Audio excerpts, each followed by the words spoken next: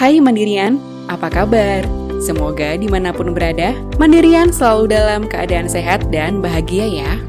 Di modul ini, kita akan berkenalan dengan Code of Conduct Bank Mandiri. Sosialisasi ini merupakan bagian dari penilaian self-assessment strategi anti-fraud. Saat melakukan sosialisasi, jangan lupa dokumentasinya ya. Bankir yang ideal wajib menerapkan nilai-nilai Code of Conduct Bank Mandiri. Persetujuan terhadap nilai-nilai Code of Conduct diwujudkan dalam penandatanganan Fakta Integritas atau Annual Disclosure.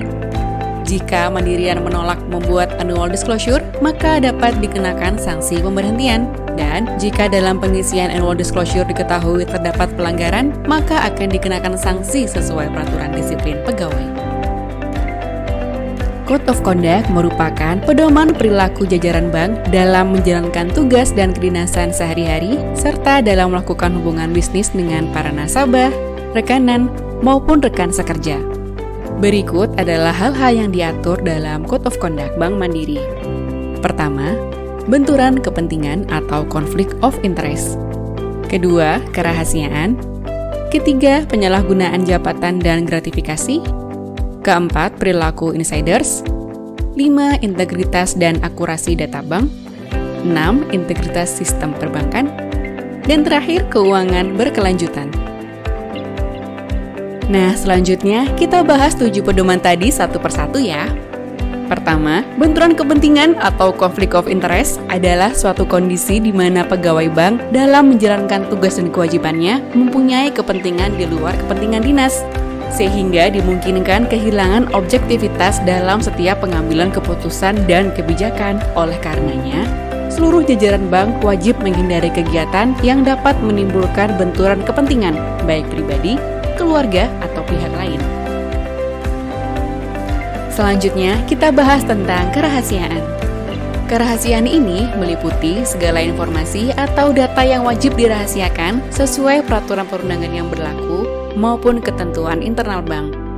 Oleh karenanya, seluruh jajaran bank wajib memahami dan menjaga kerahasiaan setiap informasi, baik informasi mengenai nasabah maupun informasi lainnya, sehingga penggunaannya sepenuhnya hanya untuk kepentingan bank sesuai peraturan yang berlaku.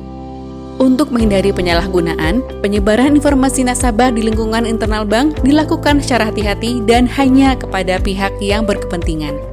Kewajiban untuk menjaga hal-hal khusus yang harus dirahasiakan tetap berlaku bagi mantan pegawai bank. Yang ketiga, terkait penyalahgunaan jabatan dan gratifikasi. Seluruh jajaran bank dilarang melakukan perbuatan melawan hukum, termasuk namun tidak terbatas pada menyalahgunakan wewenang untuk keuntungan pribadi, keluarga, atau pihak lainnya, serta meminta gratifikasi dalam bentuk apapun, baik secara langsung atau tidak langsung. Jajaran bank dilarang meminta atau menerima, mengizinkan atau menyetujui untuk menerima gratifikasi dari pihak ketiga yang berhubungan dengan jabatannya dan berlawanan dengan kewajibannya sesuai peraturan perundangan yang berlaku. Yang keempat adalah perilaku insiders. Yang dimaksud perilaku insiders adalah tindakan pegawai bank yang memanfaatkan informasi tentang keadaan keuangan bank, rencana kegiatan bank, dan atau informasi material lainnya yang belum dipublikasikan. Oleh karenanya, seluruh jajaran bank dilarang menyalahgunakan posisinya untuk mengambil keuntungan menggunakan informasi internal bank, baik langsung maupun tidak langsung, bagi dirinya sendiri, keluarga, maupun pihak lain. Yang kelima adalah integritas dan akurasi data bank. Seluruh jajaran bank harus menyajikan data yang akurat dan dapat dipertanggungjawabkan. Seluruh jajaran bank juga dilarang mengubah dan atau menghapus data dengan maksud untuk mengaburkan informasi serta memanipulasi dokumen. Jika terdapat koreksi data, baik perubahan maupun penghapusan data hanya diperkenankan dilakukan berdasarkan otorisasi pejabat berwenang sesuai prosedur yang telah ditetapkan bank. Selanjutnya adalah integritas sistem perbankan. Jajaran bank harus menghindarkan keterlibatan bank dalam kegiatan kriminal di bidang keuangan dan perbankan.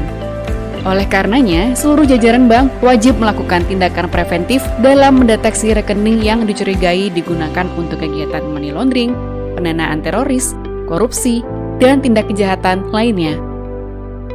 Yang terakhir adalah keuangan berkelanjutan. Dalam menjalankan bisnis dan operasional bank, seluruh jajaran bank harus memperhatikan keselarasan antara aspek ekonomi, sosial, dan lingkungan dalam mewujudkan kemajuan dan keberlanjutan bank. Sehingga bank tidak hanya unggul dalam kinerja keuangan, namun juga dikenal sebagai perusahaan yang berkontribusi pada kesejahteraan masyarakat dan lingkungan. Oleh karenanya, seluruh pegawai bank wajib mempertimbangkan serta memperhitungkan risiko sosial dan lingkungan dalam setiap pengambilan keputusan. Selesai sudah bahasan kita terkait Code of Conduct Bank Mandiri. Jangan lupa untuk diaplikasikan di tugas dan kedinasan sehari-hari ya. Terima kasih atas perhatiannya dan sampai jumpa.